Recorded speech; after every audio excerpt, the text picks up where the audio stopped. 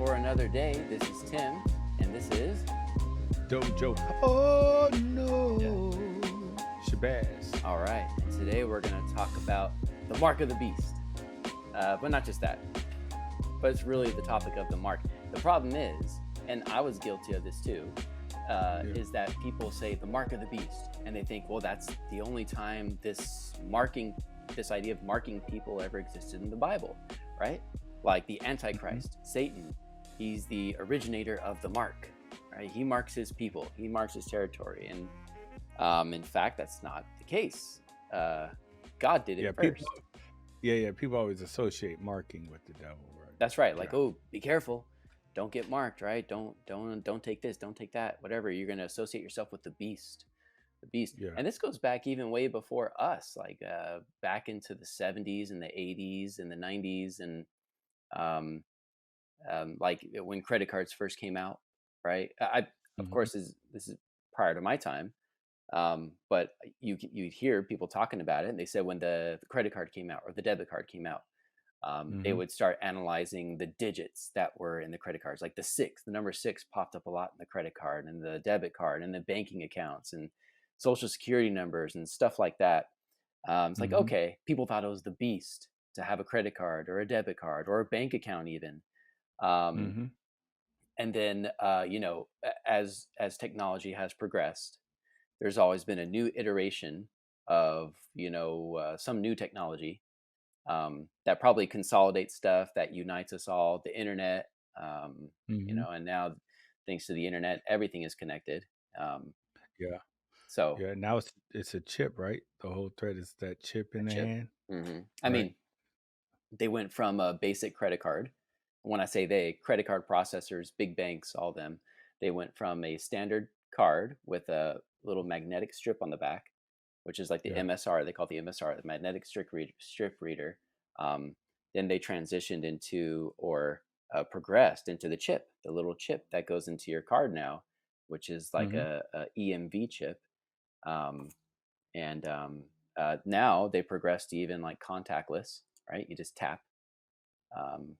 They call it NFC. I forgot what that stands for, but anyways, And they've progressed all the way. right quick, let me say this so people watching and listening know that you've actually worked in the business and still do, right, to a degree of like working with companies that actually manufacture those cards, right? Yeah. And the chip and all that stuff. So that's why you know about it, because obviously what you're saying is not common knowledge, I don't No. think. But that's the reason why you're familiar with those Yeah. terms and what the chips are and all that That's stuff. right. That's right. Yeah. And most people, look in your wallet and see, you'll notice these changes to credit cards and all that stuff. But this show today is not about a full debriefing of the payments ecosystem out there.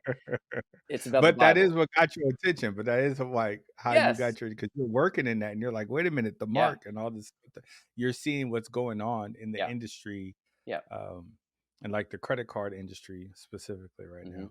What's in payments and the banking and what's going on, and how that could lead to the mark or how it's connected, and that's what's piqued your interest, right, in the whole thing. It's like the episode that we just did, where we're talking about Daniel, and we're talking about the hmm image of Daniel, and we're hmm talking about how the book of Daniel is prophetic, and the things that the book of Daniel talks about, the book of Daniel talked about them before they actually happened. So it was prophetic. How can a book in the Bible actually speak of things or know of things that were to happen in the future? So the book of Revelation is no different. How is it that we have a book in the Bible that was written by John? He's on the island of Patmos. He's in exile. How is it that he is able to write about things that are yet to come? And it always blows my mind when we hmm read into these things. That's what fascinates me. So I have always been trying to think, okay, I read what happens in the book of Revelation, and you think to yourself, how can these things happen? Like, how can we get hmm to a time where there's this one world government, or at least this one consolidated power, and they hmm come up with this system where you can't buy, sell, or trade, unless you take the mark. And so then Mhm. that leads to other questions like, well, how do people accept this? How are people okay with that? Right? But now we know it's obviously Yeah. like this new generation coming up is going to crave that. They want that. Why? Yeah. Yeah. So they want everything easy. And then how do we get to a point where people would be willing to take this mark? Is this mark an actual mark, like a physical stamp, engraving, chip, whatever you want to call it, or Mhm. is it something else? And so, anyways, those questions is what led us to this topic of the mark. What is the mark? Because we let off by saying the mark of the beast, right? The mark of the beast is coming. Beware. Don't worry about it. But Mhm. people fail to realize that God marked His people first, and Mhm. God is still marking His people. And even uh, people usually stop at Revelation. That's in Revelation chapter 13, the last verse, where it talks about the mark of the beast. But then they Mhm. don't continue on into the next verse, which is the verse 1 of the 14th chapter, and it talks about those that God has sealed, the 144,000 in that Mhm. 7 year tribulation at the end time. God has sealed or marked His people in the tribulation to distinguish them from the people that are marked for the beast. So Mhm. even there, people fail to realize that the mark of the beast isn't the only mark, even in the book of Revelation. And now Yes. people, and we'll get into that too, because it's two different Greek words. Yes, two different Greek words, two different ideas, but overall same concept. There is Yeah. a power that is identifying what is theirs, what is their possession. So Yeah. that's what we're going to get And into. yeah, and to speak on right quick, I guess rehash old stuff, but this is it's completely relevant. But people wondering how will people take the mark, and Mhm. I think COVID was a great example, Oh, specifically. Well, during COVID with the whole mask thing, and then the whole vaccine situation, right? The quote unquote vaccine situation where people were being forced to take this jab, and if you didn't take the jab, you couldn't work, you couldn't do this job, right? You can't work here unless you get the jab, mhm. right? Buy, sell, or trade, right? How far would it go? Oh, you can't come into a restaurant. You can't. Matter of fact, that is what happened. I went out, LA Live. I went out with a friend, and she had gotten the jab, right? And we went to a couple locations, and they wouldn't let you in unless you had the jab. So she had her little vaccine verification on her phone. So we went up, and she was real quick to pull out her phone and be like, "Bam, this is it," right? So my point in saying that, and I'm not going to say that to speak ill of her, but the point is that that system we've already seen a type of shadow of that, right? Yep. And if people are, you're not paying attention, that's what's happening. Like the jab wasn't the mark, but it was a type of shadow of things to come, right? It was a Mhm. precursor. You could see, oh, okay, I could see how this will go down. I could see how this will happen. Yeah. So, Yeah. The idea in the book of Revelation when it says you can't buy, sell, or trade unless mm-hmm, you bear the mark of the beast. But what is the mm-hmm, beast? The beast is just the economic system. The economic system goes all the way back to Babylon, where and from Babylon, it's filtered down through every kingdom, like we covered in the last episode when we talked about Daniel. It's filtered down through every kingdom, and then mm-hmm, every ruling entity or emperor or king of those nations, they would literally put their face on a coin, uh, and the coin was the currency that the people would use to buy, sell, and trade. And it's interesting mm-hmm, because in the Bible, the Greek word used for the mark, when it talks about the mark of the beast, is charagma. And that charagma, even in ancient Greek, was the word used for the imprint of the face of the king or the emperor on the coin. It's the same word. And the charagma is not like some special word. It's just the word for a mark or a branding or an inscription or some sort of symbol or sign that will connect you back to whoever owns you or whoever you belong to or whatever it belongs to. So, mm-hmm. yeah, I mean, in order for you to get to a point where you need to take a mark, to participate in this system, that system has to exist first. And that Mhm. system has slowly been developing and progressing over time across the timeline of the human race, I guess you could say, Human history, yeah. of human Yeah. history. The idea of economics, something that you're very much into, the idea of Mm. economics developing and progressing over time. Look at that shirt. That's right. If you don't know Thomas who, Sowell. that's right, Thomas Sowell. If you don't know who Thomas Sowell is, you should look him up and you should buy his books and read his books. I Yes, I agree. Yes, Yeah, yes, yes. absolutely. He has Yes. many, many books. Yes, read the Bible, then read Thomas Sowell. The That's right. Bible, read Thomas Sowell, then Frederick Bastiat. That's my list, but yeah. That's right. Right. So think Yes. about that, right? Think about the idea of how overarching, like today, let's think about today, Mhm. how overarching, how intrusive, how controlling, and how powerful today's economic system is. Banks rule the Mhm. world today. Banks, Mhm. I mean, big banks. I'm not talking about the bank down the street from your house. That's just a regional little branch. They don't have Mhm. any authority or autonomy of their own. They simply report up. There are Yeah. federal banks. There's like Yeah, but one. Yeah, what do you say, Deb? I would say they're regulated though Yeah. by the big banks. Yeah. Yes, that's right. Yes. And there's a federal bank Mhm. assigned usually to each country. We have the Federal Reserve here in the US. Every country has this, what you can call like a master bank, who sets those regulations and rules. And they all Mhm. report up to one bank that this is, and people will say, oh, the banks are causing wars and stuff, which is kind of true. I mean, there is money to be made in war. Yeah. I'm not saying I'm pro war or anti war. I mean, war is a necessity of human life. That's just the way it goes. It's just a necessity. I mean, Dude, yeah, I mean, Ukraine, the whole Ukraine situation that's going on now and has been going on should be obvious, right? yeah. I mean, all the money that's been filtered into Ukraine, taken Hmm. from our own pockets, right? And Yeah. just from America alone, that's been sent over to Ukraine in order to fight a war, Hmm. right? You got the leader of the Ukraine going around doing charity events just to raise money, going to different. I mean, that's effectively what he's Yeah. doing. I'm using that term, but I'm saying that to validate what you're saying as a Yes. qualification of what you're saying. Where yeah, there's money to be made, and interesting enough, and I don't want to get into whole conspiracy or even into politics, but it is interesting that the same that when Trump was president, he wanted to investigate the whole situation with Ukraine, right? Which involved Biden. Now, once Biden becomes, and then they wanted to impeach him for it, but now that Biden is president, or once Biden became president, what happened? The whole Ukraine thing popped off, and they Yeah. started sending a bunch of money to Ukraine. Like that's just. But anyways, the whole banks are involved in that. I'm probably Oh, getting sidetracked, but I dude. wanted to throw Yeah. that out there.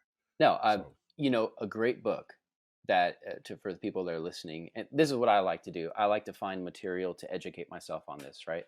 So if you are listening to this and you Hmm. think, "Oh, that's sensational," that can't be right, or if you're thinking, "I want to know more about this," a great book to read is "Tragedy and Hope" by Carol Quigley. It's a really really thick Hmm. book. It's like 13 or 1400 pages. I read it. You should read it too. All right. So, um, and what Quigley does is he lays out, first of all, he lays out the development of economy and how there's been different economic models that have developed over the past centuries.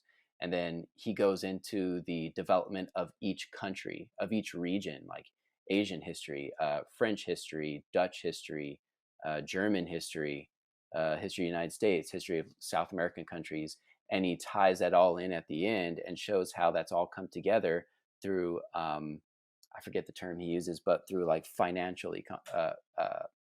it basically means that the banks are running stuff, right? Um, Hmm. what drives the world and the world power is essentially driven by money and driven by the banks and Hmm. those elites who actually are on the boards of these banks or lead these banks. So a Well lot of world said. leaders are just puppets of those banks, and whether Mhm. they know it or not, they may not even know it, but they are. And we see that in Congress today, for goodness sake. We see that in the Mm-hmm. Senate and in Congress. Why is it? Which, by the way, for everyone, I think we've said it here before. But if a politician comes to you and starts promising you stuff, I can guarantee you, you're never going to get that. A politician will promise you everything just to get your vote. Once he gets your vote and he or she gets into office, they don't give a damn about you. They got what Mm-mm. they wanted. Now all they Mm. care about They are want- the special interests who funded their campaign to get them into the office, and now they do the will and bidding of those special interests. That's just the way it goes. Mhm, It's mhm. just the way it goes, right? Yeah, yeah, and that's why when they say Babylon is fallen, right, which is right, we go back to the what we talked about last time with the Hmm. statue, the golden head. Babylon is fallen. That correlates with the money being worthless, Yeah, right? The currency, right? With what you're talking about, God's tearing down. He tears down that whole world system, yeah, right? yeah, So now in that whole money system of trying to manipulate things for for financial gain becomes worthless, yeah, right? Meaningless. So exactly. all of that stuff is connected to the beast, and you try to use that whole thing, and this irony is the abuse. God placed a curse on man after the fall, right? He says you have to work by the sweat of your brow, right? You don't necessarily need money in order for that to be in place, right? You could be living in a rural area where Yeah. and you could be completely self-sufficient and you got to work by the sweat of your brow. However, we live, the vast majority of us, especially if you're watching, listening to this, you live in some sort of metropolitan area or somewhere where you have a division of labor, right? You're not self-sufficient. You're relying, like you're relying on somebody for your food, for your clothes. Someone else is making all of these things, right? Electricity, plumbing, all of those things. And money is the motivating factor with all of those things, right? You work, right? And for your work, for your labor, in exchange for that, you get money. And then for that money, you exchange it for someone else's work and someone else's labor, right? And the cycle just keeps going on and on. Yeah. So obviously, in a it's a hedonistic, is that a word? Did I? If not, I just made it up. But it's probably a word. It sounds like I heard it before. But in an hedonistic world, right? Watch that mean something completely different than how it's a real word that means something completely different. I'm just Yeah. butchering it, but I'm gonna go with it, right? In an hedonistic, type of world where there's no scarcity, it's completely abundance. You don't need money, right? In heaven, you're not gonna need money, right? When Jesus is here, you're not gonna need money, right? Because everything's gonna be in abundance. Hmm. So, anyways, Isn't that's that the my first law of economics? scarcity. Yes, Scarcity.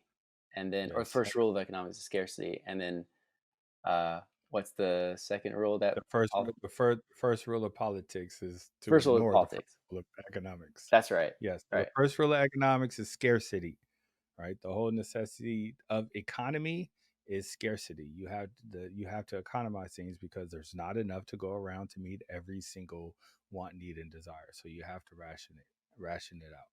So economics is a study of the rationing out, right? It's a study of scarcity and how people go about meeting their needs and all that stuff, right? Yep. Or meeting their wants. And then politicians, the first rule of politics is to ignore the first rule of Ignore it. economics, which is scarcity. That's right. So it's always about we're going to give everybody this. Everyone should have this. You should all have this. Why do we have this? Everyone should have that. We should all have this. Everyone has this. I'm going to get, you know what? I'm going to get everybody this. I'm going to make sure everybody has that. It's like, it doesn't work that way. It never has. It's sorry. Ever since the fall, scarcity is a thing, and economizing, rationing out things, how things like price, the whole price system is based on is a method of rationing things out. Isn't it So funny how when we had the most recent governor race in California, that Newsom was running as the incumbent, and then I think Larry Elder was also running, and I forgot who else. Um, yeah, I don't remember who else, but yeah, but Larry Elder, and yeah, the funny part, law of scarcity, the first rule of politics, ignore the law of scarcity. So what was it that we saw when it was election time? Well, Newsom all of a sudden says, oh my gosh, California has this massive budget surplus surplus. money. So what we're going to do, because we love you the voters so much, is we're going to give you all just a one-time, I forgot what they called it, but a one-time stimulus check or bonus check, just because we love you. Mm-hmm. And we have this Yes, because we we have extra money. we have this budget surplus. Boom, everyone Yeah. gets a check in the mail or like a card, and everyone just gets money. What happens? Yeah. Card. Newsom Yeah. wins, right? Newsom wins. He becomes governor. Yeah. What happens the very next year or thereafter? All of a sudden, California can't explain it, but they have a massive budget deficit. Like, where did all the money go? And, and if I'm not mistaken, you tell me if I remember, didn't they tax that? They had a whole Oh yeah, separate tax for that? what a Or report that that was crap. included in the tax I in your tax. You had to include that into your taxes or Yeah, I something like think that. so. I think so. If I'm not mistaken, but It I was don't something. remember. It's just all ridiculous. But again, this beast is all consuming, and Yes. I think for the viewer, you need to take some time and step back from your daily life, because everything you do in your daily life is so routine and it's so Mhm. common. It's like we said before, you're the frog in the pot. You got into the pot when it was cold, and you don't even realize that it's boiling right now, right? But if Mhm. you were thrown into a Oh, boiling yeah. pot, you'd know right away it was hot, but you don't know because you're so used to it. You need to step back and evaluate what the world is doing right now. Ask why, right? Why is that Mhm. politician saying that? Why is this politician saying that? Right? How does this politician go from being broke before entering office, and then after 4 years on a salary of 160K a year, they end up to having a net worth of Mm. $20 million? How does that happen? Basic math will tell you that there's Yeah. something wrong there. So, Yeah. How does the Democratic Socialist own multiple houses and then sell a book that sold over 1 million copies, right? Or like over $1 million worth of. right. Yeah. I'm So, just saying, but he's a Democratic Socialist. But no mhm. one pays attention to that stuff. No, no one pays attention. Mhm. Not like socialism hasn't been done. See, and this is the problem. Like I always say, it's very difficult to debate a smart person, right? But it's impossible Mhm. to debate a fool. And there's Mhm. fools out there everywhere. And these college kids, I hope you wake up. And if you're that kid in college who says, "Oh, socialism works. It just hasn't been done the right way," right? As if the Soviet Russia didn't work. Oh, they didn't do it the right way, or the communist China, they didn't do it the right way. Venezuela, they didn't do it the right way. You're stupid. You're stupid. Mhm. Wake up. Wake up. Mhm. Okay. Scarcity. Anyways. Anyway. So Mhm. we'll get back to the mark. Yeah, yeah, So yeah. Because that's a topic for another that's day. a topic for Yeah, another we're all day. into economics and politics. Yeah. Yeah, yeah, yeah. Back to the mark. Back to the mark. But It's related though. that's It's right. related. That's right. Yeah. Because that's the beast. That's the Mm. beast that we are living in Mhm. today, and that's going to be there in the end time, in that 7 year tribulation, in that 70th week of Daniel Mhm. chapter 9. So, going back to Revelation, like we said at the beginning, this mark of the beast, what is it? I've always thought too, like, is it going to be an actual mark? Like, are you going to get some, like, some sort of engraving on the hand? Is it going to be a chip? People think that, right? Is it going to be a chip? I've Mhm. even thrown around the idea that could it possibly be the engraving that's already on your hand, meaning your thumbprint, and then the engraving that's already on your face, meaning your facial ID. That's something that we Mhm. are familiar with, and that's something that is in play today in the economic Yeah. beast system. I mean, so is it Yeah, use it possible? on our phones, right? Right, right. Is it possible Yeah. that they simply can cause you to not buy, sell, or trade by simply restricting your profile that's associated with the mark on your hand and the mark on your face? Very possible. Um, Very possible. not saying that's the mark. I'm not saying that at all. I'm just saying that's possible. So, Mhm. this idea, people talk about the mark of the beast in the book of Revelation. What is it? What is it? I think what's more important for Christians, what's more important is to realize that Satan, the Antichrist, he's not the originator of marking his people. God is. Mhm. So we'll go back real quick to Exodus. Um, so to tell the quick story of the Passover in Exodus chapter 12, because you kind of have to get that framework to set up why God marks his people. Um, so in Exodus chapter 12, we have the Passover. And if you're not familiar Mm. with it, go read Exodus chapter 12. And so after God, or the angel of death, which God sends to pass over Egypt, God's angel of death. That's a God's, topic for another day, ain't it? that's right. That was God's angel of death. Um, Sent the angel of death. It was that's his right. angel. God has an angel. That's the right. destroyer. And the angel of Okay. death, the angel of death passed over, right? Hence Passover, Mhm. passed over the houses of God's people. But God's people, well, they marked their houses with the blood on the doorpost and blood on the crossbeam on top too, as God told them to do. And if the angel of death saw that, they passed over that house. Um, after all that happened, they come out.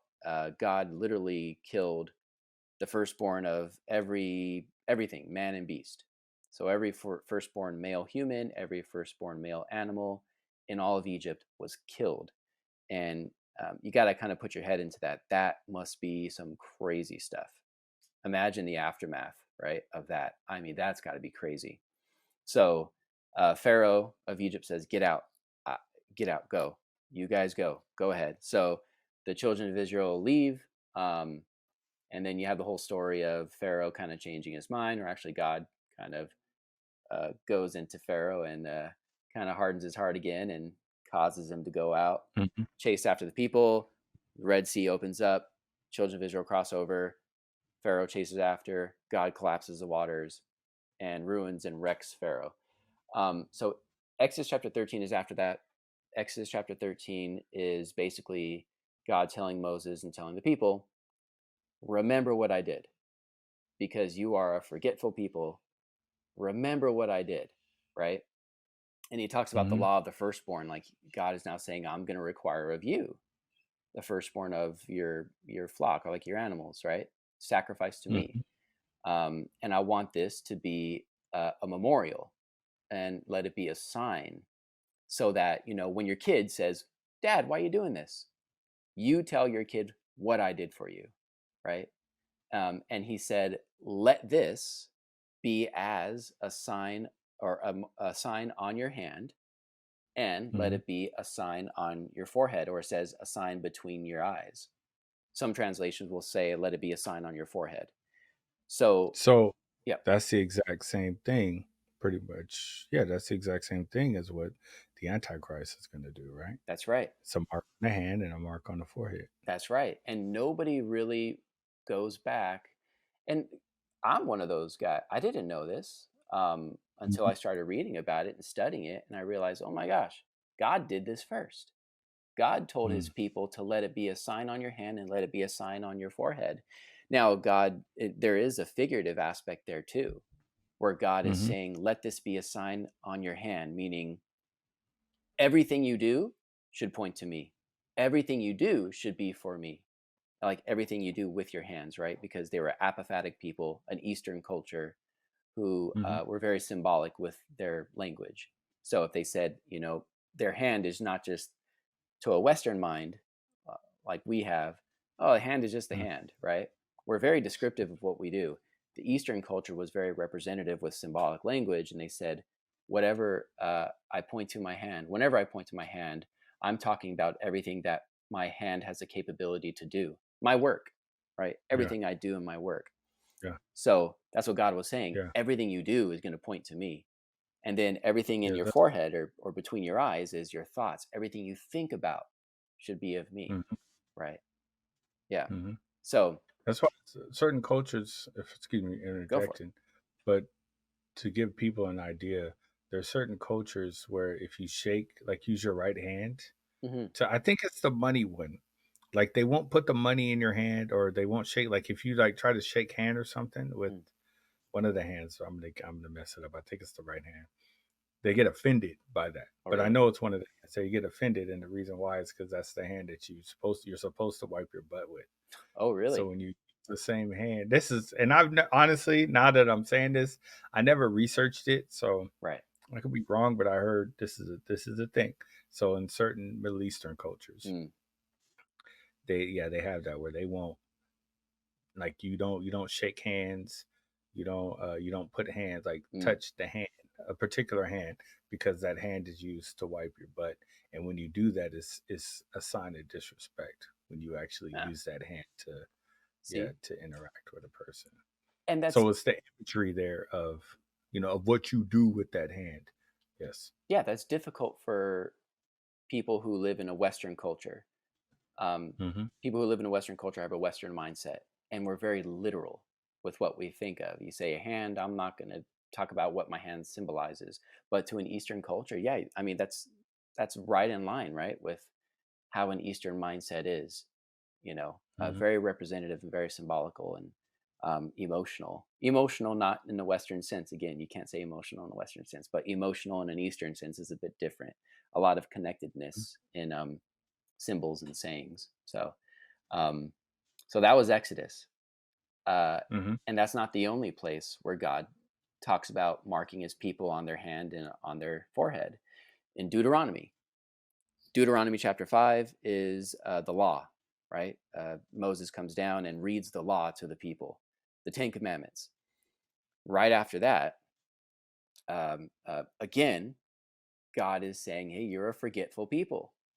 You need to remember me, and you need to remember what I did for you and what I have told you and who you are. Remember your identity. Again, identity is such a huge thing. That could be a topic for another day, too, because Mhm. that's obviously a really devastatingly bastardized concept in today's world is identity. Mhm. But Mhm. we'll get on that later. Yeah. Okay. Yeah, I'll do that. But God does tell them, We'll talk about they them later. yeah. Thing. Yeah, so God does tell them that, right? So Deuteronomy 6, um, God then tells the people again, hey, remember this, remember what I did for you, and uses the same words. Let it be a Mhm. sign on your hand, and let it be as a sign on your forehead or between your eyes. Same thing. And I Mhm. think in Deuteronomy 13, he reiterates it again 3 times.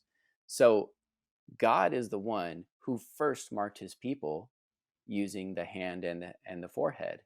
In Revelation, we read that many people read it as if that's a new thing, a new concept that's going to be new in the tribulation. It's not. It's not. Mhm. It's actually a copycat, a cheap imitation of what God has already done. So you can even say it. It says Satan saying, "Oh, Satan has seen God mark his people." And this is actually where we're leading to, because in the New Testament for Christians, um, that which is for you and I today, and for the audience today, how does this how does this translate to us? Because Paul actually talks about how God has marked us, and we can. Mhm. I'll probably get into that just right now, but um, um, yeah. So, well, where did I leave off on that? You Um, said Paul. You said people think that the devil's the one that yeah, marks, but God is the one that marked first with the hand, and then that's right. we're marked as Christians as well. That's right. Yes. That's right. That's right. So, Yes. yeah. So, anyways, that's what Satan does, right? It's always a cheap imitation and a copy. Oh, and that's what it was. Thank you for reminding me. So, you go Mhm. back to Exodus and Deuteronomy. God says, "Let this be a sign on your hand and as a mark on your forehead, or a sign on your forehead."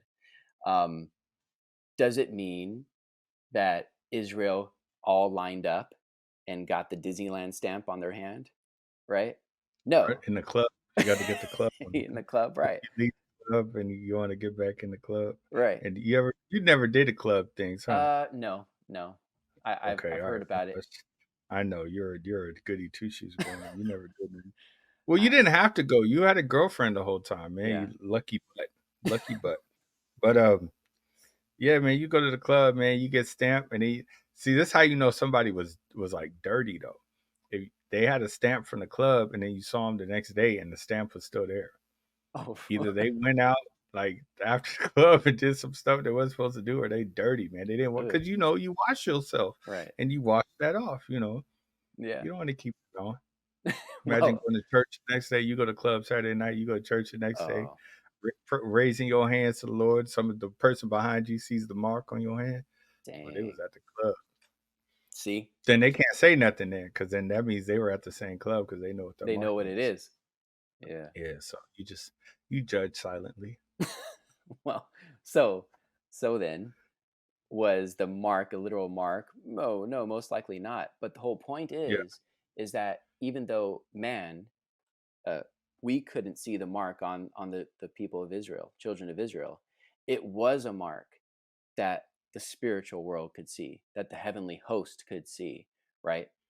Hmm. That God could see, the angels could see, even Satan could see. and Satan and his Hmm. angels and the demons, they could see that mark. They knew exactly who were God's people because they were Yes. marked in that spiritual sense. They could easily see that. So they know who to go. Oh, like, why did they go after Job? Job was probably a marked man too of God. Now, Job was prior to these events in Exodus and Deuteronomy, but the same still applies. God marks his people. God places some sort of mark that the heavenly host could see, that the spiritual world could see. And that is what we see in the New Testament. Because Paul says Hmm. that God set his seal on Jesus. When Hmm. Jesus died and he was buried and he was resurrected. It was that resurrection that was the proof that God gave. It was the proof that God gave of Jesus being our seal, right? Jesus became our seal. God put his seal on Jesus. We now find ourselves in Jesus, and we know all of this because of Paul.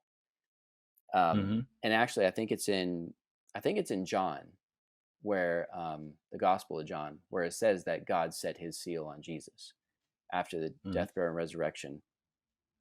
And then it's in Second Corinthians, and then in Ephesians, where Paul talks about God placing his spirit inside of us. And by Hmm. doing so, he's placed his seal on us. God has placed his Yes. seal on us in the New Testament, in the church, in today Christianity. Like, And yeah. show what the seal, or explain what the seal is, or I'll explain what the seal is right quick, just so Mm, people understand the correlation, because I know we don't really use that term no.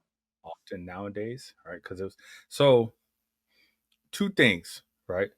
So you would have a branding like on a cow, right? So agrarian cultures, and we know about this branding. Sometimes the Greeks, the not the Greeks, but the Black Greeks fraternities. Mm. There's one that does it in particular where they do a branding on the arm. Do they really? And yeah, Oh, yeah, wow. the Omega Sci-Fi. So Okay. they do the branding on the arm. So if you ever see somebody with an Omega symbol Mm, branded on their arm, they're part of that organization. Anyways, and some other ones probably do it too, but that I know they're the prominent ones for that.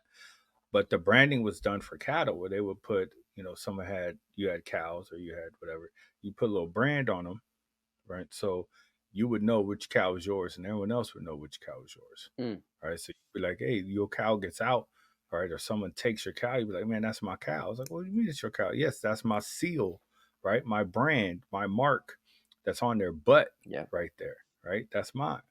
So it's the same thing with when you get married, you get the wedding ring, right? I don't have one yet, still looking. Call me. Anyways, no, it's a bad joke.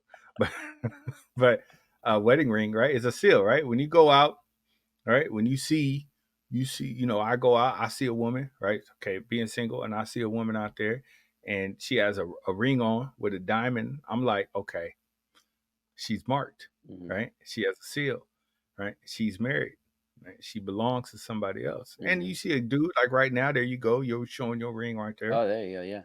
right? You're marked, you're sealed, right? Yeah. It's the same premise. So God marks us and He seals us, and it's also a slave thing too, right? Yes. Slaves would be marked, right? The uh, ancient times they did it, more recent times they did it, and that was an indication of whether somebody not only were they did they belong to a particular person, right? Like that's my slave, but the fact that they were a slave just at all, right? It's like you knew somebody was a slave because they had a particular mark. Hmm. So that's why even Paul would always say, I'm a slave of Jesus Christ. It's translated bond servant, but the word is slave, right? I'm a slave of Jesus. Yeah. And he was marked, right? That's the whole premise and understanding. And they understood that at the time. He was marked by God as his slave. Mm. And we're marked spiritually. I know I'm rambling, but I was thinking about the circumcision and the uncircumcision, right? So in the Old Yes. Testament, Old Covenant, you had the circumcision with Abraham.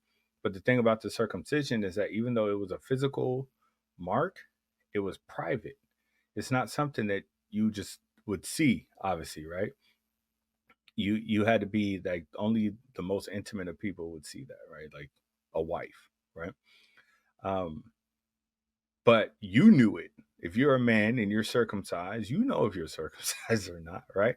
It's a mark that's there, Yep. and it's a private mark. So God took something that was physical, but he also made it private right, as a representation Yeah. of the spiritual, right, to show that it was like my mark is on you, but everyone's not going to know, but you know, you're marked. And then you take that over to the New Testament where the Judaizers wanted the Christians, the early Christians, to also get circumcised, right? Hmm. Well, if you're not circumcised, and how are you, how are you a follower of God? Right? You got to be marked, right? If you're not marked, and Paul even talked about it, the people will go into the bathrooms and they would spy out, right, their liberties, Their right? The perverts. liberties. He even used that term, right? Hmm. Perverts. They would go in there, and we know how that is. You in the bathroom, you standing at the urinal, and the dude comes up next to you, and you see him eyeball. It's like, man, what you looking at, bro? Like that's not cool, The right? That's not Judaizer. That's cool what he is. to do that, and that's what the Judaizers were doing because they wanted to see if they were circumcised or not. Hmm. Hmm. And if they weren't circumcised, and they weren't legitimate as believers in God, as followers of Christ, and of course that wasn't true. And Paul argued against that vehemently, and he speaks of our circumcision is spiritual now. We have a spiritual circumcision, right? Which is a spiritual mark, That's right. right? That we have. And just like that mark in, it's the, I want to say the fulfillment, right? The manifestation of the circumcision in the flesh was a precursor to the circumcision of the spirit. Yes. You understand what I'm saying? Like it was something that was in the flesh, but it was private. It was spiritual. No one, you didn't see it. Now we have one. It's in the spirit. It's private. It's personal. No one sees it, right? But it's in the spirit. It's not in the flesh. And so, yes, I went through that whole rambling. I don't Hmm. know where to end, so I'm going to end right Yeah, here. because I don't and know about you. see, you did a great segue into this because that's kind of the overarching idea that we want to push through on this episode is that when you think of the beast, the mark of the beast, we think of something very physical, something very blunt. It's just something you're going to get on your right hand or your forehead. But Mm-hmm. when God talks about this seal that He puts on His people, it's much more than that. It was supposed to be well beyond the physical. It really doesn't have much to do with the physical, and more so to do with the spiritual. Because even back in Deuteronomy, before he Mm-hmm. says he wants this to be as a mark on your hand and wants it to be as a mark between your eyes, Mm-hmm. before that, I think in Deuteronomy it talks about what the Jews know as the Shema, the Lord our God, He is one, and God is saying, "Hey, before I mark you, I want this to be in your heart. I want you to love the Lord your God with all your heart, with all your soul, with all your mind." It goes well beyond your actions. It doesn't say, "I want you to love the Lord your God with all that you do here on earth," your actions. It was Mm-hmm. well beyond that. Like, I want you to love the Lord your God with all that you are, your heart, your mind, your soul, everything. The mark on the between the eyes was supposed to represent that too. Everything that you think about should be of me. Let me be in your thoughts. Let me be in your heart, your innermost person. So, and see, that's another thing with what Satan's through line throughout the whole Bible is to take that which is spiritual and just make it carnal. Take that which has value and make it valueless. You know, Mm-hmm. make it so empty. Which Ecclesiastes Solomon says it's all empty. All this in this world is empty. Vanity of Mm-hmm. vanities. It's all emptiness. And the closer you come to God, the more you read the Bible, the more you know of Him, the more you realize that everything in this world is certainly empty. It is truly vanity because it's all going to perish and die one day. It will. Yeah. But that's the Yeah. point, man. That was a good point. It's a spiritual thing. And that's why the seal, the mark that God places on us, we don't see it. Like, I don't see a big cross on your forehead right now to be Mm-hmm. silly about it, right? But God sees you and I.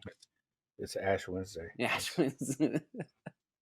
God sees that on us. So He sees His seal on us as He looks on us right now. That's why when Paul tells us, hey, you know, don't be afraid to eat meat that's offered to idols.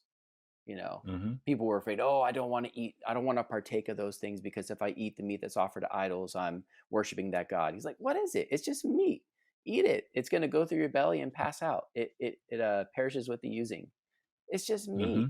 Is there a power that's more powerful than God? Is there a God or idol that's more powerful? No. So think about it Mm-hmm. today. people are scared, if Christians are scared of, oh, I don't want to accidentally take the mark, is there anything that's more powerful than God? Like, first of all, the Mhm. mark of the beast isn't even in play right now. I mean, Yeah, but don't take the mark though. But you no, shouldn't have to. But you're gonna that's get to right. that. I'm jumping the gun. Go No, ahead. you're Go ahead. right. Go ahead. Right. Because if you are someone who loves Lord your God with all your heart, with all your soul, and with all your mind, and your mind is constantly fixed on Him, when it comes time and the government comes to you and says, hey, you can't go to church today, shut your church down, you're going to naturally say, no, I go to Mm, church. You are the government. You don't get to tell me what to do. And that's why Jesus even tells us in the Gospels, render unto Caesar that which is Caesar's, but you render unto God that which is God's. So you give God what's due to Him, which is everything that I mm, am. I owe Him mm, everything. I owe Him my life. But you give unto mm, Caesar that which is Caesar's. He wants his money. He wants his tax. Give it to him. What is that stuff? I don't need that stuff to provide. He wants more mhm, tax. Here, go take it. I don't need that. My provider is God, right? So it's mhm, so the problem is when you render unto Caesar that which is God's. So if you look unto Caesar to be your provider, you made a mistake, you know. yes. And I think that is definitely part of taking that is taking the mark uh, of these people Mm, here in the tribulation. Not here, but when the tribulation happens, when they take the mark of the beast, you're saying that the beast is my provider because I can't buy, sell, or trade without it. Okay, then you're my provider. In essence, you don't even have to get a physical mark on your right hand or in your forehead. By simply acknowledging that financial system, that one world government, and the rules and the regulations that they set up, and you simply adhere to it and you acquiesce to it, and you say, mm, yes, I will do that, you've taken the mark spiritually. mhm, I mean, you've taken that mark. So it's mm, interesting today. That's why it's so difficult that you and I have become so upset uh, during COVID when churches shut down. It's a crazy thought to me that churches would consider shutting down. Why would you shut down? Makes no sense mm, whatsoever. You scared? Why mm. are you scared? Right? Are you not sealed by Yeah. God?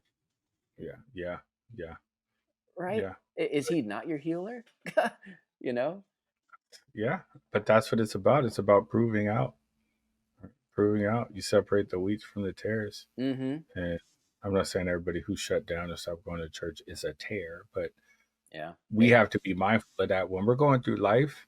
The things that come against us are meant to prove us. They're meant to prove our faith, right? Just like Peter thought Jesus told him, "Say, yeah, you're going to deny me." Man, Peter's like, no, "I ain't going to deny me. I'm going to be with you to the end." Actually, he said it first, and then Yeah. Jesus was like, "No, bro, you're going to deny me 3 times before the crow sings, right, or the rooster crows." He's like, "Nah, I'm with you to the end. I'm ready to die. I'm never going to leave your side." What did he do? He denied him 3 times, right, Mm-hmm. vehemently. Mm-hmm. And so we have no idea. We don't really know what we'll do in a Yeah. situation. We always have an idea. We have an idea of what we think we'll do, what Yeah. we wish we'll do, and usually it's something fantastical and it's something we've seen in a movie. Idea of what we would do, but we don't truly know what we would do in a situation until we're faced with it. And when you're faced with that situation, then you find out who you really are, and That's it's right. the adversity.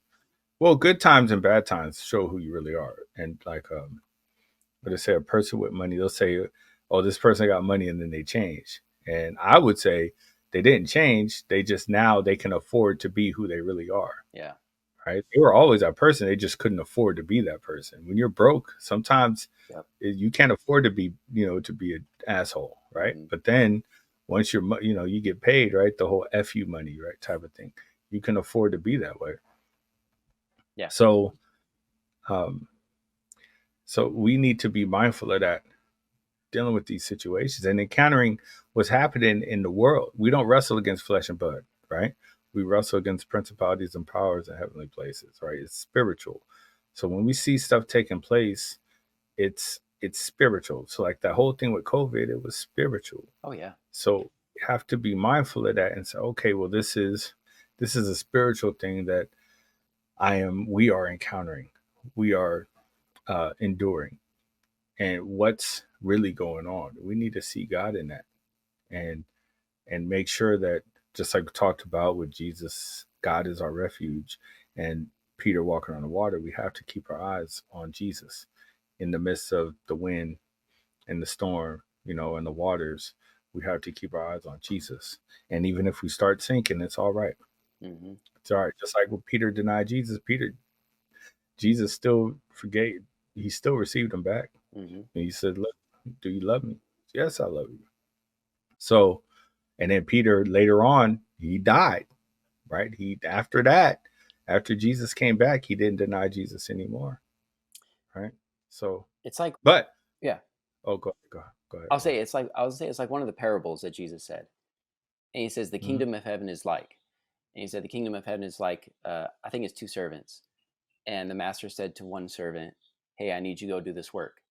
Right? And the servant said, "Yes, master, I will do it exactly as you said. I'll go do it."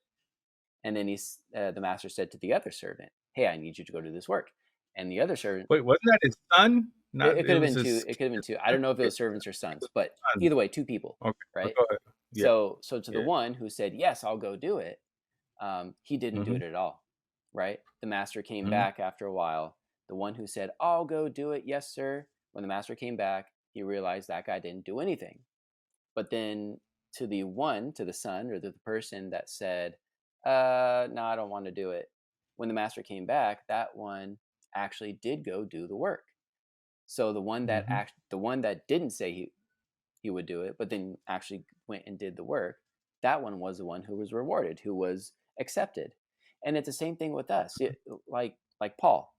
I'm sorry, not Paul, Peter. Don't rob Peter to pay Paul. We used that like several times today already. And another thing. Peter was saying, "Hey, I'll never do it, Lord. I'll never do it." But then when it came mm-hmm, time, he didn't do it. But it again, the grace of God shows. I mean, Peter actually ends up preaching the first sermon after Jesus rises. So, the redemption of God is real. So you can actually change course. You can repent. Repent just means change course, turn around and go the opposite direction.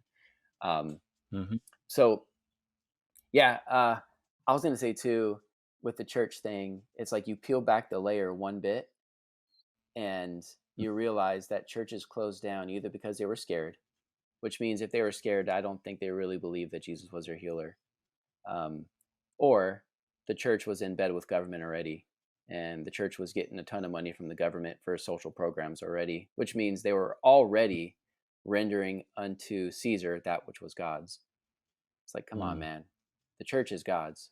You don't give unto Caesar that which is God's. So, um, mm-hmm, but I know we're coming up on time. So, and I know there's one interesting part. I don't know if you knew this. When I was looking up the word for the mark of the beast, the word mark is charagma in the Greek, and it's only used 8 times in the New Testament.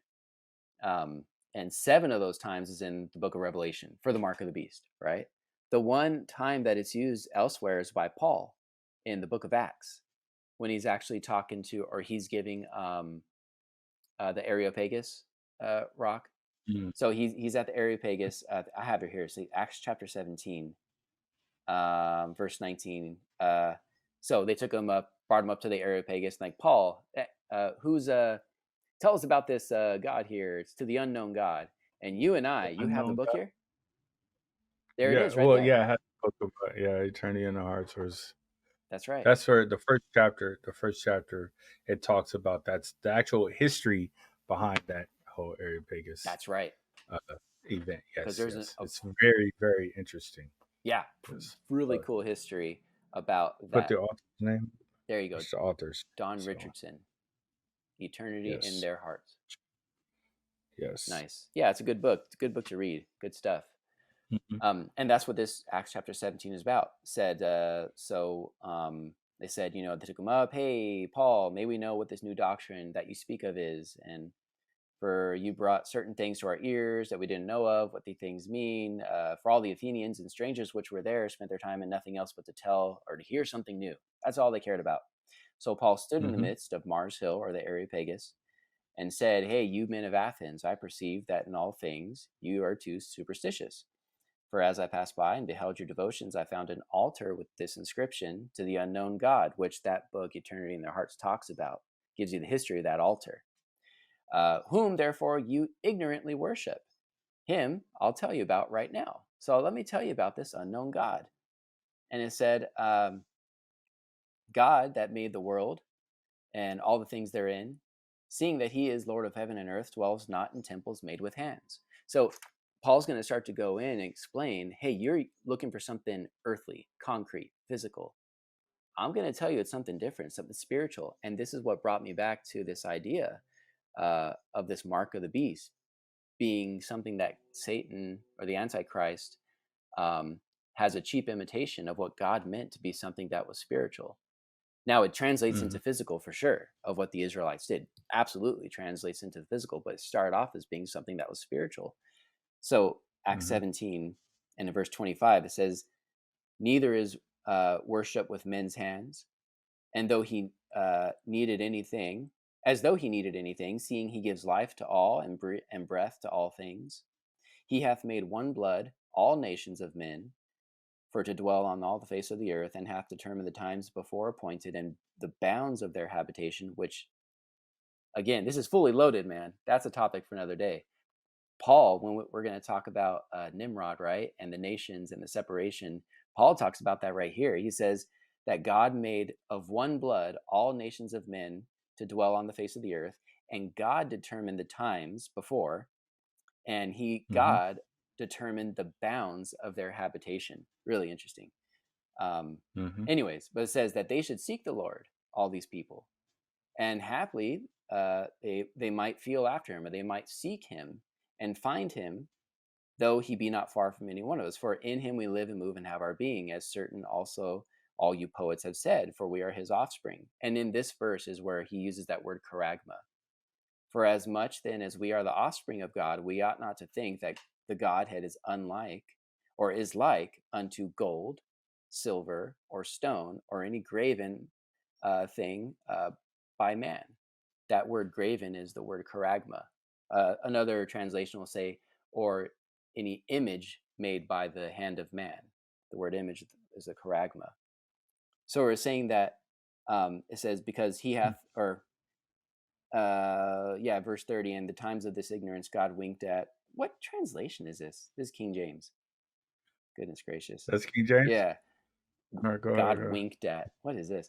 And the It's the time, Bible, man. I thought you read it before. but You reading now, it like you ain't never read it before, but man. now he commands all men everywhere to repent, because he hath appointed a day in which he will judge the world in righteousness Mm, by that man whom he hath ordained, which is Jesus, whereof he hath given assurance unto all men. That's the seal. In that he mm-hmm. hath raised him from the dead. That's the seal. That's his mark, the resurrection of the dead, because that's our promise. Yeah. Yes, yes. I forgot. So with the seal, a part of the seal I didn't mention was like, and this was common like in I think in Europe, but or at least we're most familiar with it, like seeing it visually in like European stuff. They'll have a letter and they'll seal the letter like with a wax. They'll pour Yes. some wax on it, and then they'll have each noble or king or whatever will have like some ring or something, a signet, A right? An signet ring. image they put, yes, that they put into the wax, Hmm. which would be their seal. So when you saw that, you knew, oh, this is from this particular person. That's right. I need to pay attention to it, That's right.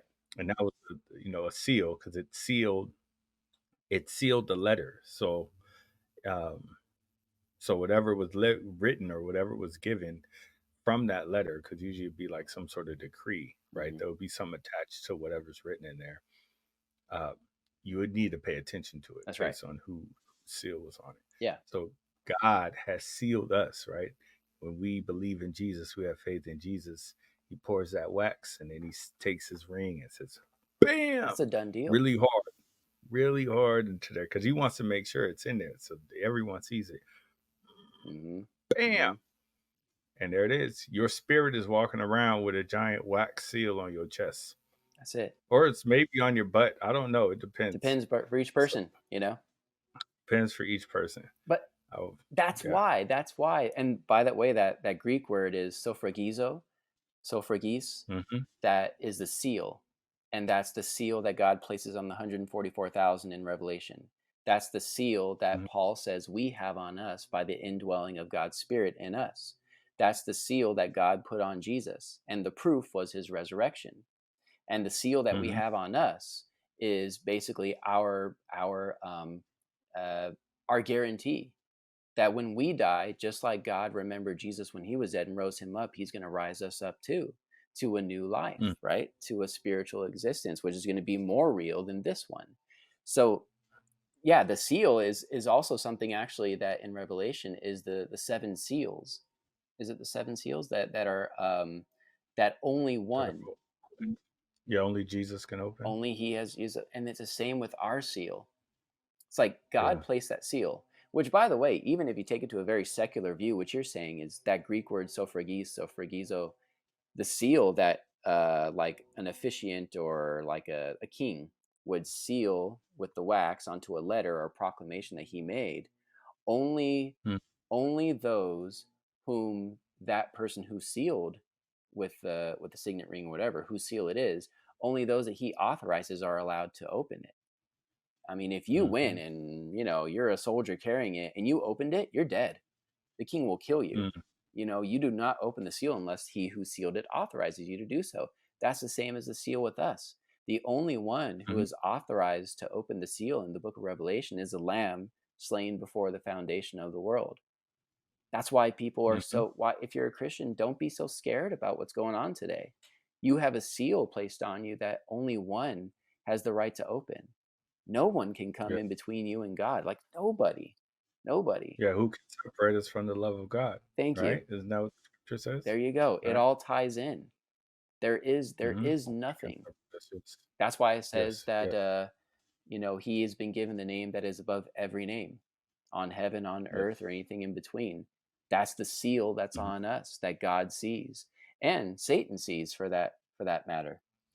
And that's what Mhm. we have to understand. So you Mhm. go, if there's meat in the marketplace that's been offered to idols, I could eat it if I want. Why? For stomach's Mhm. sakes. Hey, I'm hungry. I'll go eat it. Why? Because there's no power on there that has the power to undo the seal that's been put on me. So Mhm. that's it. And the whether you're using the Greek word charagma for the mark or the Greek word of suffragizo for the seal, it's essentially the same thing. Which is funny though that the beast uses the charagma, which is the mark, which you alluded to earlier. It's usually a branding that's put on a slave. Secularly, that's how it was used. It's a mark or an engraving that says, that's mine, right? It's used for a slave. The Mhm. seal is not really used for a master slave relationship, but a slave is just simply, references authority. It references, Mhm. identity to that authority, not necessarily for the Slave or slave. seal? Hmm? You mean seal? The You mean seal. a Did seal? I say slave? Yes. Seal. You said The seal. slave instead of seal. Yeah. and Yeah. and in the Hebrew, the Greek word that aligns with the Hebrew word is the Hebrew word used for the circumcision, like you said earlier. Mhm. Actually, the circumcision Mhm. that was given to Abraham, and God said So that it's now our hearts that He wants to circumcise, a circumcision of the heart. yes.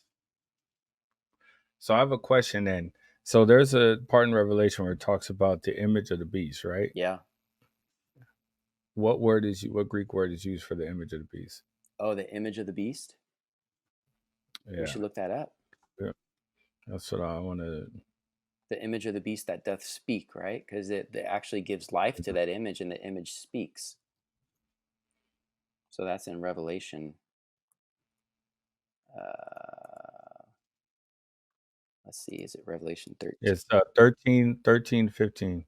And 13. he had power to give life unto the image of the beast. And the image of the beast should both speak and cause that as many as would not worship the image of the beast should be killed. Hmm. That's a different Greek word. So Yeah. it's a different Greek word. Yeah. Let Icon, me look right now. Uh, image, it is statue, representation. Yeah, it's like an yeah, image or likeness. icon. Yeah, icon. Icon. Yeah. Yeah. Where we get, it's the Yeah. derivative of, The icon. Okay. I just wanted to see because that's yeah. interesting too. that it's a different word used Hmm. for image, or yeah, for image other than. Okay. All right. But the topic of the mark, the whole idea is that the mark of the beast is not the original, Mm-hmm. and it's not the final It's, either. It's it's really a bastardization, that's right. right? Philosophical degradation, That's right. That's right. as Joe would say. Philosophical degradation. God has marked us from the beginning, and it's Mm-hmm. God who sees that mark on us right now as we sit here. And to be Mm-hmm. honest, there are people that are today. I would say there are people today that are marked for the world. One, because God Mm. doesn't want them, and two, because they're the ones that will curse God to their face, even if God was in front of them. They're marked for the world. They're marked Mm. with this world. So even we don't know of any physical mark of the beast that's out there, but they are marked with that. Yeah. Yeah. If Yeah. yeah, you Jesus said it. You can either serve me or serve God, or you serve mammon, but you can't serve both. Yes. So Yeah. It makes the potter, right? Some for vessels of honor, others are vessels of wrath, right? Or yep, vessels of mercy, vessels of wrath. yep. And if you're a vessel, just like you see a vase now or a vase. I don't know. There's a difference. If a War. vase or a vase, I War. feel like you can't just say vase. You like you have vase. Like you have to vase. It has to be like special. Anyways, there'll be some sort of marking on there to indicate who made it, right? Yep. I mean, anything you say, everything, right? Made in China, right? You see some made in the USA.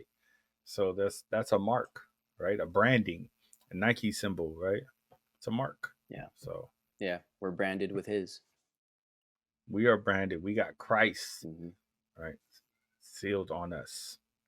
So uh, if you wear a cross, man, please, I hope you're wearing it because you're a believer in Jesus, not just because you think it looks cool. Yeah. Well, I've seen two people with crosses. I'll be like, hey, you a Christian? Oh, no, man. It's like the way it looks, man. It looks kind of cool, man. Like that. see, It's like trendy. You know what I mean? emptiness. Yep. Vanity of vanity, man. Yeah, that's an outward mark. The Yeah. mark is on the inside. So, Yep. yes. Yeah, man. So that's It's it, pretty man. good, man. We're all marked. Yeah, if you're a Christian, man, you're marked. You have faith in Jesus, you're marked. And if you want to be marked by God, just have faith in Christ Jesus. That's it. And you're marked. That's So it. when you're standing in a group of folk, God looks at the group of folk and he sees you. He says, all right, come on, you good. Like trying to get in the club, right? Going back to that club analogy. How do I get in the club, right? You got to get that mark. You got to get that stamp. Hmm. And once you get that stamp, oh, you're good. You can come in. He's good. He got the mark. He's good.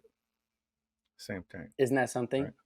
We all show up on the day, um, or even Judgment Day. There's multiple Judgment Days, but you show up before God, and He's going to Mm-hmm. look at you and say, "You have the mark."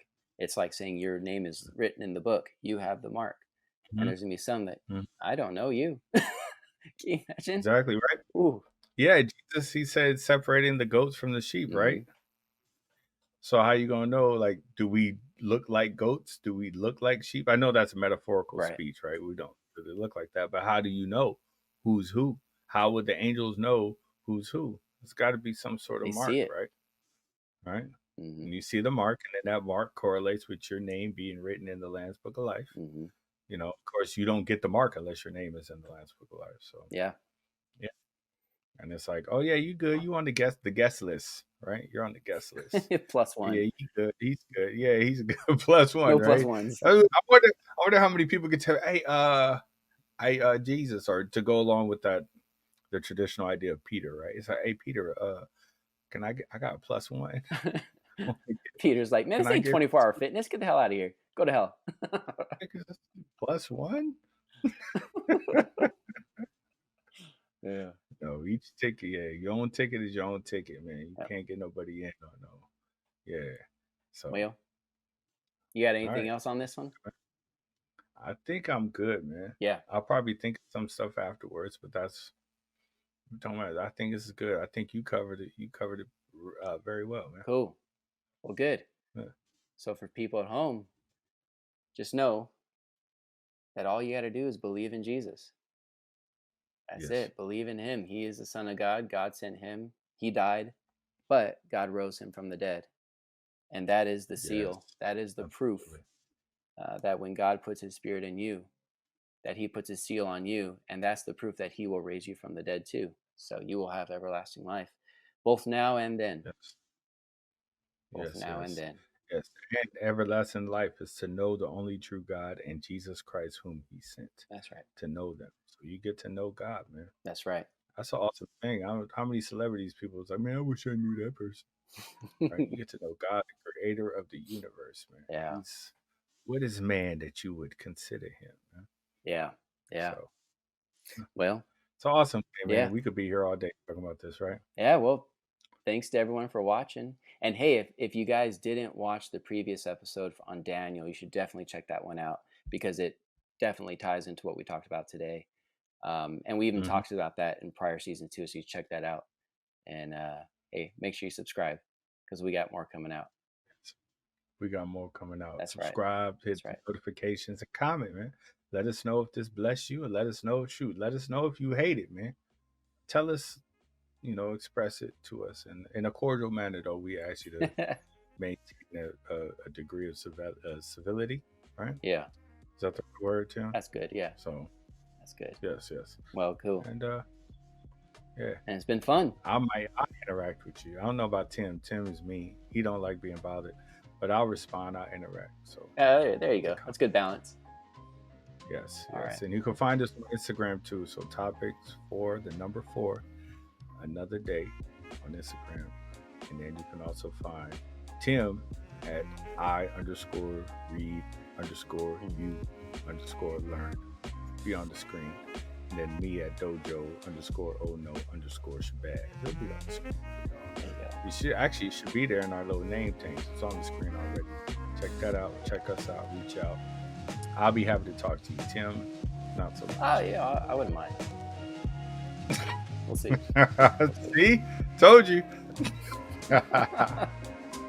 Uh, All right.